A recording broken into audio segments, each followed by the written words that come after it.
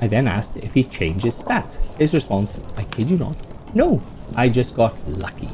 You had a character sheet? I'm not lying to you, dude. My rage was building with this. I know I had the character sheet. I prepared for this stuff. I planned for hours, but I was asked if he killed him.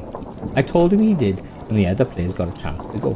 Long story short, he didn't get much time to show off again, and the other players took down the uncle. Then came the secret of the tree, a hidden room where the nephew peacefully died in after giving the warlock and the paladin. While this heartfelt thing was happening, the artificer was looting the place. He kept asking me if he finds anything special. I told him to roll, and he got a pretty bad roll on his investigation, even with a +10. Yes, a +10. He got upset when I told him he couldn't find anything that would interest him. Mostly just old outdated books and some pictures of the nephew with some other people. This was such a waste of time. Can I rip up his pictures and use them for my room? I didn't have to speak up at this point, because the other players all turned on him. Even the warlock, the half-orc, walked over to him as in character and simply told him, if you disturb this man's peaceful resting place, we're going to have a problem. The artificer just scoffed before he responded with, just looking out for the group, buddy. Who cares anyway? He's dead. I could sense the tension build, but it was all in character. I put aside my thoughts on all this and decided to see how the rest of the session would go.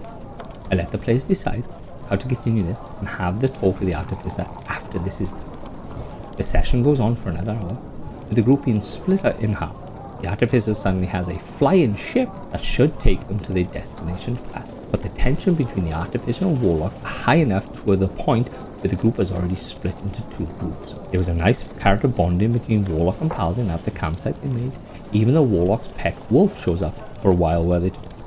It was nice to see how these two bounced off each other, and there was a bond formed between these two characters. Then we get back to the artificer and cleric. The artificer is confronted by the evil kingdom, and instead of being executed, they give him a chance to come in peacefully.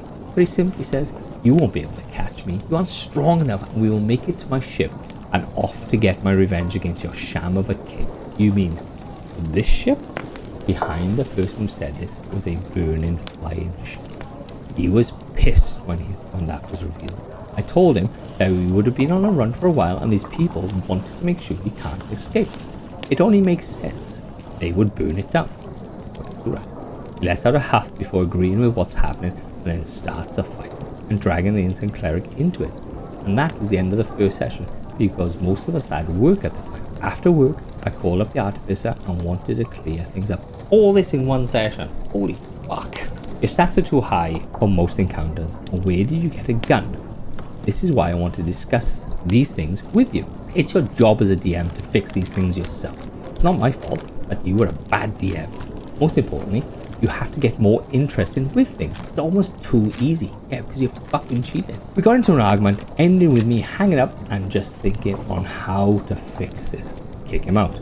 I should have taken the smart approach and just ended the session and restarted it with the stats fixed, or just fixed his stats on the second session. But his words kept hitting me that I was a bad DM, making me rethink on everything. Maybe I did make a mistake on his character sheet. Maybe he did have all these OP stats on this gun. I went back to see if anything else was changed. Nothing. Other than this new stuff, eventually I just decided to keep going. A huge mistake on my part. He was family, I told myself. Just focus on making it enjoyable for everyone.